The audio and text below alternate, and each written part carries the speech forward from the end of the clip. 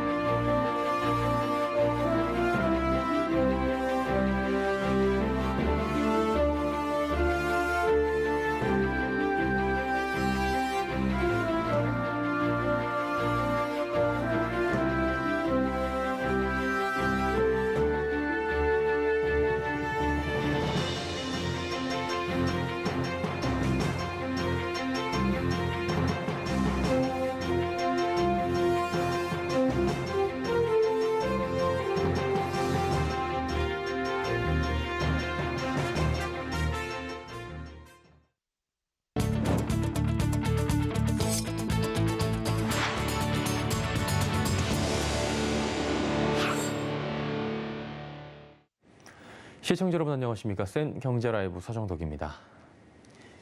삼성전자가 올해 2분기 어려운 경영 여건 속에서도 77조 원 규모의 역대 두 번째 분기 매출을 달성했습니다. 다만 SK하이닉스에 이어 하반기 메모리 시장이 약세를 전망하며 단기 투자 계획 재검토에 돌입했습니다. 김수빈 기자입니다. 삼성전자가 갖은 시장의 악재에도 사상 두 번째로 많은 매출을 기록했습니다. 삼성전자는 오늘 2분기 실적 발표를 통해 매출 약 77조와 영업이익 14조를 기록했다고 공시했습니다. 작년보다 각각 21.25%, 12.18% 늘어난 수치로 영업이익은 역대 세 번째 규모입니다. 지난해 3분기부터 지속됐던 매출 신기록 행진은 멈췄지만 달러화 강세의 영향을 받은 부품 사업과 반도체 사업이 실적을 견인했습니다. 핵심 사업인 DS 부문은 올해 2분기 D램과 낸드 플래시에 대한 수요로 수익성을 유지한 반면 스마트폰, TV, 생활가전 등 완성품 사업 영업이익이 크게 줄었습니다. 한편 삼성전자는 거시경제의 불확실성 속에 하반기 메모리 시장이 약세를 보일 것이라 진단했습니다. 이에 재고를 활용해 유연하게 공급하고 단기 설비 투자 계획은 탄력적으로 재검토 운영한다는 방침입니다. 사실상 시장 상황이 개선되기 전까진 단기 설비 투자를 멈추는 긴축 경영에 돌입할 수 있다는 겁니다. 그러면서 고부가 가치 고용량 중심의 포트폴리오 운영에 주력해 시장 경쟁력을 강화하기로 했습니다. 반면 파운드리 사업에 대해서는 견조한 수요가 유지될 거란 낙관적인 전망을 내놨습니다. 삼성전자는 신규 라인인 평택 공장은 2023년, 미국 테일러는 2024년 가동을 목표로 하고 있다며 2025년에는 자체적으로 투자 재원을 마련할 수 있는 수익성 목표에 도달할 것이라고 밝혔습니다. 글로벌 경기 침체로 성장 둔화가 예상되고 있는 스마트폰 사업부는 프리미엄 제품 확대와 생산 효율화로 수익성을 유지한다는 계획입니다. 서울경제TV 김수빈입니다. 최근 한국투자증권과 신한금융투자 등 대형 증권사들이 공매도 규정 위반으로 과태료를 처분받은 사실이 알려지며 개인 투자자들의 불만이 증폭되고 있습니다. 이에 윤석열 대통령은 불법 공매도와 관련한 대책 마련을 지시했습니다. 김혜영 기자입니다. 정부가 불법 공매도를 뿌리 뽑기 위해 칼을 빼들었습니다. 최근 공매도를 이용한 시장 교란 행위에 투자자들의 우려가 깊어지자 관계기관이 머리를 맞대고 대책 수립에 나선 겁니다. 우선 불법 공매도 조사를 강화하기 위한 전담 조직을 확대합니다. 이를 기반으로 주가 추이와 공매도 비중 등을 분석하고 공매도를 악용한 경우가 포착되면 남부지검 합동수사단을 중심으로 패스트트랙에 나섭니다. 대검찰청의 합류가 눈에 띄는데 불법 공매도 적발 의지를 여실히 드러낸 겁니다.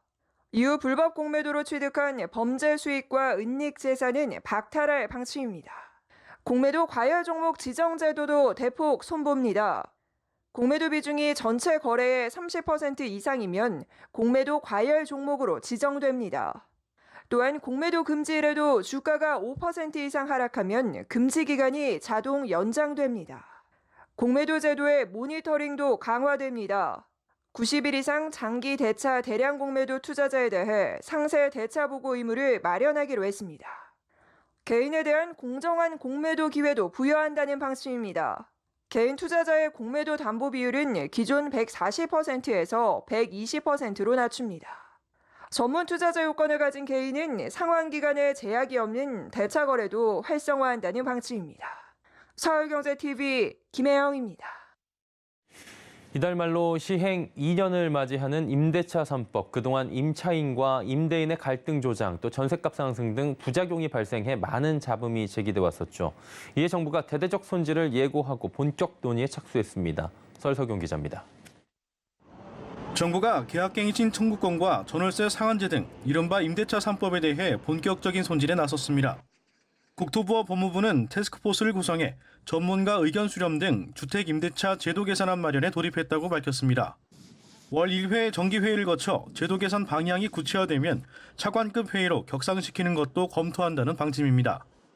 지난 2020년 7월 31일 시행된 임대차 3법은 이달 말 시행 2년을 앞두고 여러 잡음이 일어왔습니다. 2+2 제도로 계약 연장이 가능해 시장의 전세 품귀 현상도 우려됐는데 최근 시장 상황은 다릅니다. 전세 물량은 늘고 있지만 기준금리 인상 등 영향으로 전세 이자 부담으로 인해 월세 선호 현상이 짙어져 전월세 전환율이 높아지고 있습니다.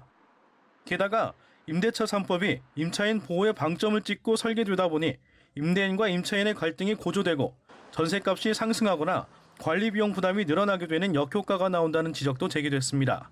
임대차 3법은 대부분 그 임차인 보호 중심으로 지금 시행되고 있어서 이게 이제 임대인에게 모든 것을 떼어넘기다시피 하다 보니까 또 갈등이 고조되고 임대인과 임차인이 상생할 수 있는 법안을 좀 연구해야 될 것 같습니다.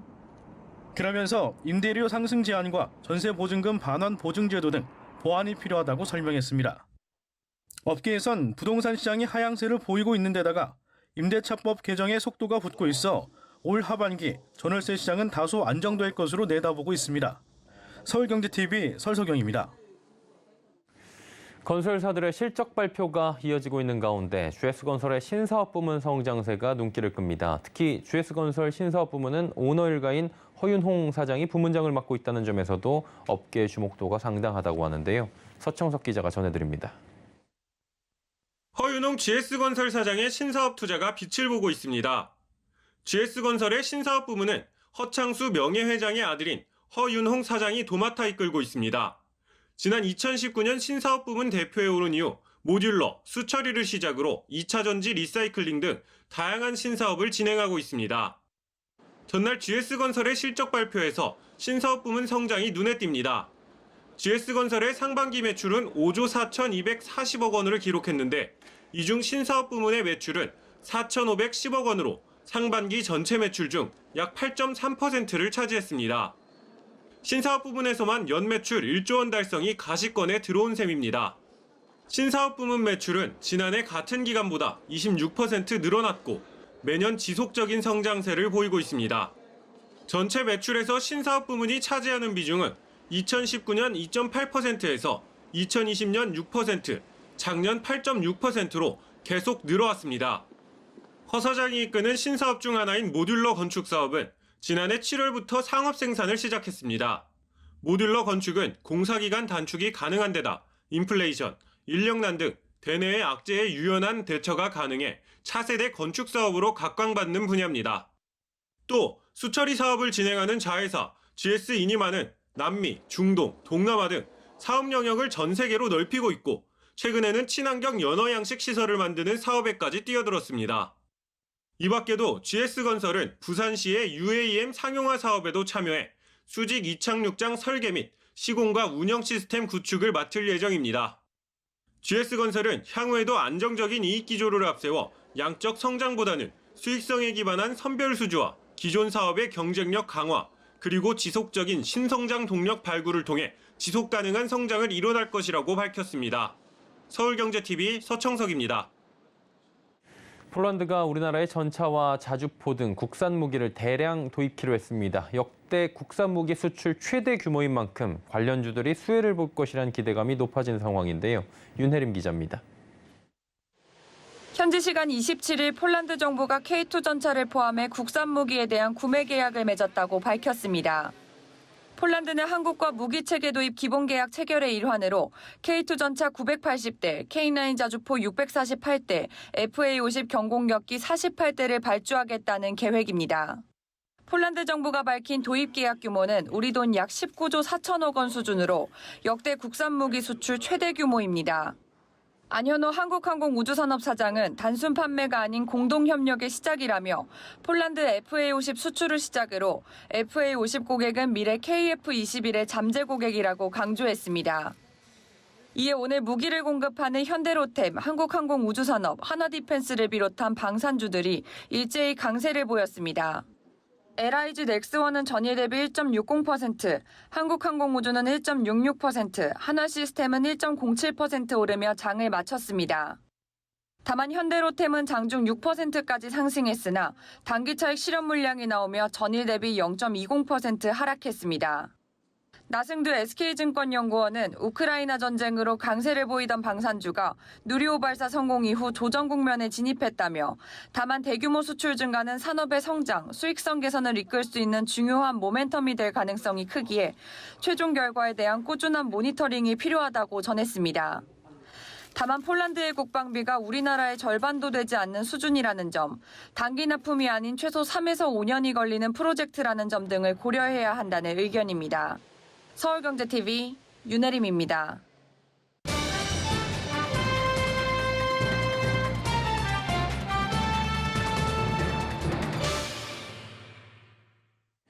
이번 주에는 연방공개시장위원회, 이 미국 FOMC 이야기가 계속해서 나올 수밖에 없습니다. 오늘 새벽에 시장의 금리를 올렸습니다. 0.75%포인트 올리는 이른바 자이언트 스텝을 미국 연준이 한 번에 단행을 한 건데요. 일각에서는 1%포인트까지 한 번에 올리는 울트라 스텝 이야기까지 나왔었는데 일단 0.75% 수준에서 끝났습니다. 자, 오늘 결정으로 국내에 미치는 영향, 그리고 한국은행 다음 달 추가 빅스텝 가능성 등이 거론이 되는데요. 금융부의 윤다혜 기자와 함께 짚어보도록 하겠습니다. 어서 오세요. 안녕하세요. 예.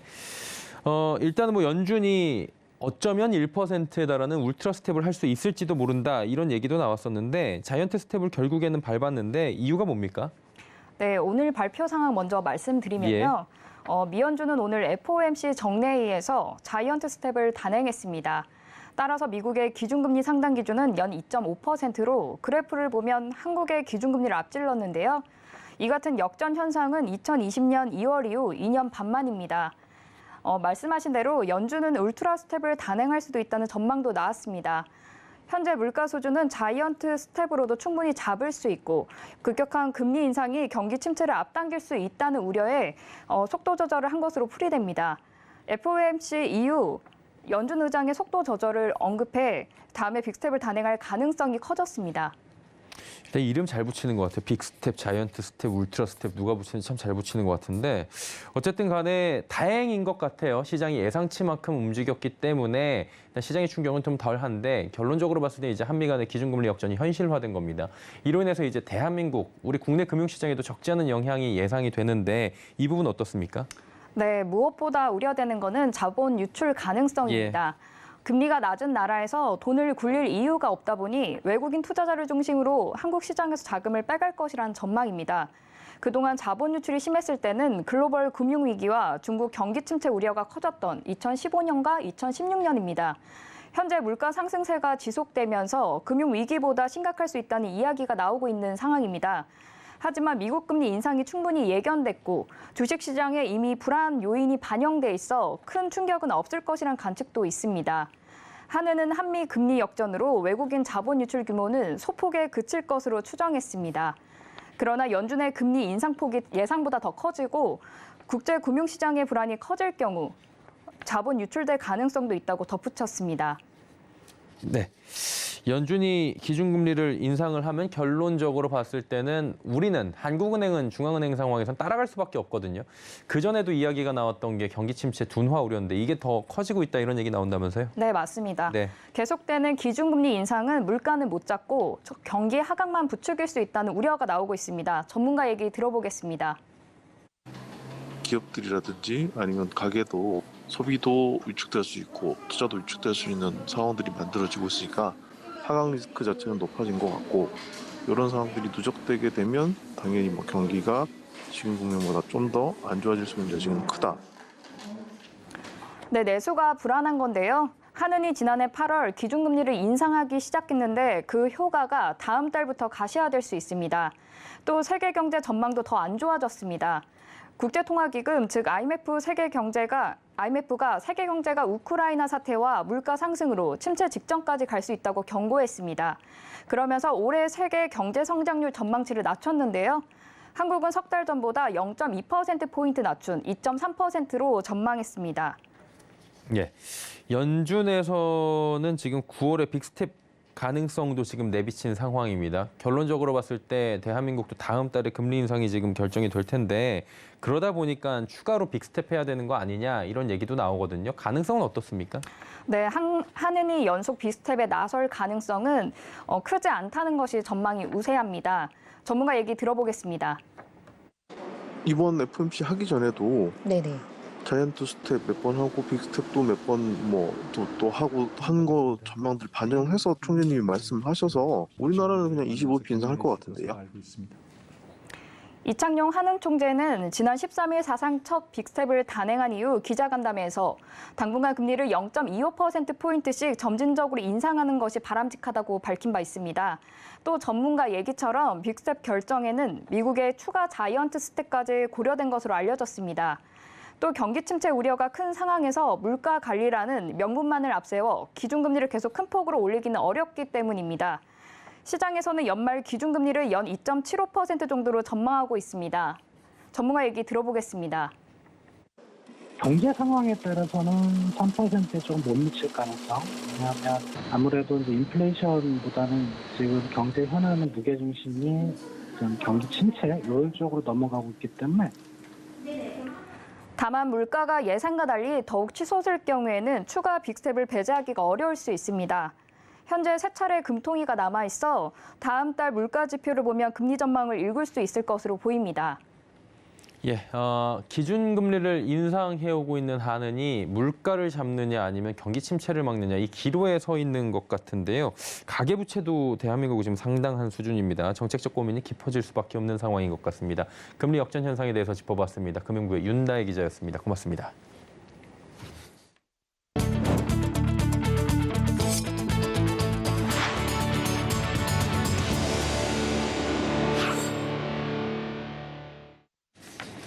네, 스타벅스가 고객 증정용 가방에서 발암 물질이 검출된 데 대해 공식적으로 사과했습니다. 스타벅스는 오늘 입장문을 통해 증정품인 서머 캐리백에서 발암 물질인 포름알데히드가 검출된 사실을 확인했다며 진심으로 송구하다고 밝혔습니다.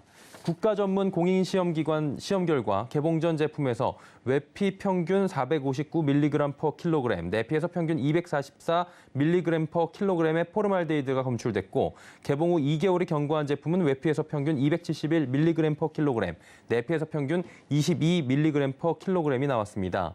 스타벅스는 캐리백은 전기용품 및 생활용품 안전관리법상 기타 제품류라 유해물질 안전요건 대상 제품엔 포함되지 않아 관련 기준이 없었다고 해명했습니다. 한편 산업통상자원부 국가기술표준원은 오늘 이에 대한 사고조사에 착수했다고 밝혔습니다. 오늘 코스닥 시장에 나란히 입성한 성일하이텍과 에이프릴바이오의 희비가 엇갈렸습니다. 앞선 수요 예측에선 20조 원의 뭉칫돈을 끌어모으며 흥행한 성일하이텍. 오늘 따상에 실패한 건데요. 성일 하이텍의 시초가는 공모가 5만 원의 2배에 육박한 96,700원에 형성됐는데 낙폭이 커지며 시초가 대비 11.71% 하락한 88,200원에 장을 마감했습니다. 반면 앞선 수요 예측에서 부진한 성적표를 받아들었던 에이프릴 바이오는 선방했다는 평가입니다. 에이프릴 바이오는 공모가보다 21%가량 높은 19,500원의 시초가를 형성한 뒤 12% 상승한 21,850원에 장을 마쳤습니다. 기아의 소형 스포츠 유틸리티 차량 셀토스가 3년 만에 첫 부분 변경 모델을 출시했습니다. 내외관 디자인을 대폭 바꾸고 파워트레인까지 새로 추가하며 완전 변경급 변화를 이뤄냈다는 평가인데요. 장민성 기자입니다. 기아의 소형 SUV 셀토스의 첫 부분 변경 모델 더 뉴 셀토스입니다. 2019년 셀토스 출시 이후 전 세계에서 50만 대 이상 팔리며 기아의 글로벌 판매량 2위를 기록하고 있을 만큼 소형 SUV의 강자로 꼽힙니다. 3년 만에 새롭게 선보인 더 뉴 셀토스의 가장 큰 변화는 실내외 디자인입니다. 기아의 상징적 그릴 모양 타이거 페이스를 크게 키웠고 메쉬 라디에이터 그릴에 라이팅과 LED 프로젝션을 통해 기존 셀토스보다 한층 세련되고 모던한 분위기를 구현했습니다. 실내는 하이테크 감성을 높여 고급스러움을 강조했습니다. 라이팅을 활용한 그릴과 램프의 인티그레이션을 통해 물리적인 공간을 뛰어넘는 미래적이고 매우 진보된 디자인을 보실 수 있습니다. 부분 변경 모델이지만 스마트 스트림 1.6 가솔린 터보 엔진을 채택하고 2.0 가솔린 모델을 새로 추가하는 한편 8단 자동 변속기를 신규 장착하는 등 파워트레인 성능도 강화했습니다.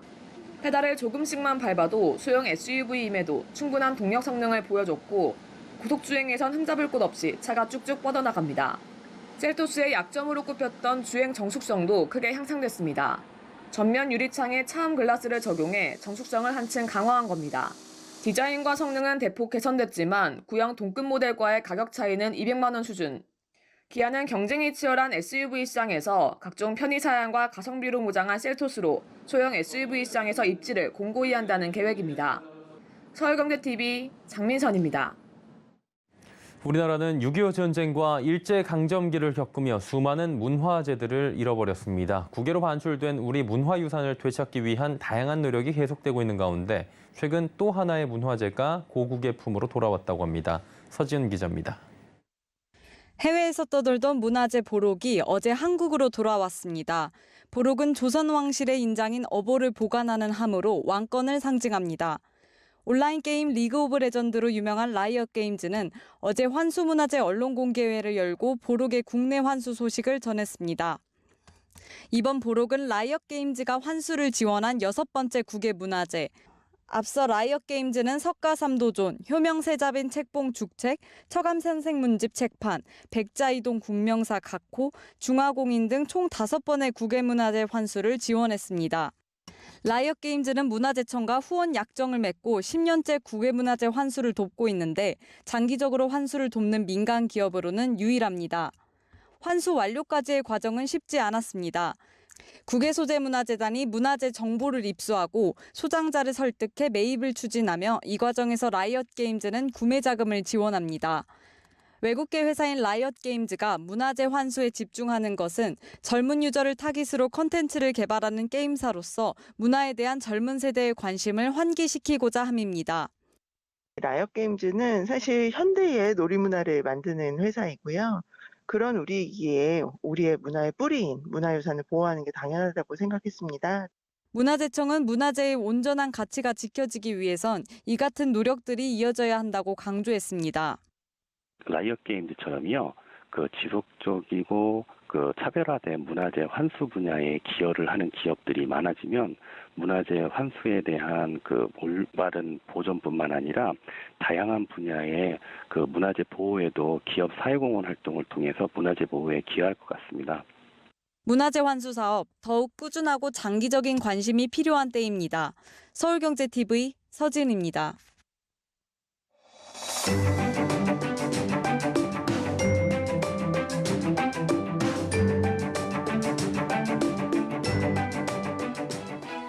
안녕하세요. K웨더 라이프스타일 예보 박유라입니다. 오늘도 덥고 습한 날씨가 이어졌습니다. 한편 기온이 높게 올라 대기가 불안정해지면서 오늘은 저녁까지 경상과 내륙을 중심으로 소나기가 오는 곳이 있겠고요. 내일은 내륙을 중심으로 오후 한때 소나기가 지나겠습니다. 한편 중부 서해안은 새벽부터 아침 사이 빗방울이 떨어지는 곳이 있겠습니다. 더위의 기세는 점점 더 강해지겠습니다. 전국 대부분 지역에 폭염주의 및 경보가 내려진 가운데 낮 동안 서울이 31도, 광주와 대구는 34도까지 오르겠고요. 높은 습도가 체감 더위를 더 끌어올리겠습니다. 또 밤 사이에는 열대야가 나타나며 후텁지근하겠는데요. 온열 질환에 노출되기 쉬운 만큼 시원한 환경을 만들어주시는 게 좋겠습니다. 한편 어제 남쪽 먼바다에서 발생한 열대 저하부는 현재 괌 북서쪽 부근 해상에서 북상 중입니다. 곧 제5호 태풍 송다로 확장하겠고요. 주말 사이에는 남해안과 제주도에 영향을 줄 것으로 보입니다. 앞으로 발표되는 기상 정보를 잘 확인하셔야겠습니다. 다음은 자세한 지역별 날씨입니다.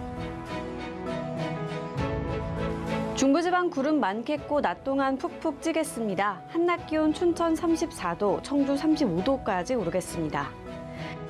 동해안 구름 많겠고 후텁지근하겠습니다.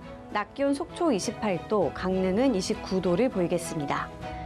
남부지방 구름 많겠고 폭염과 열대야가 나타나겠습니다.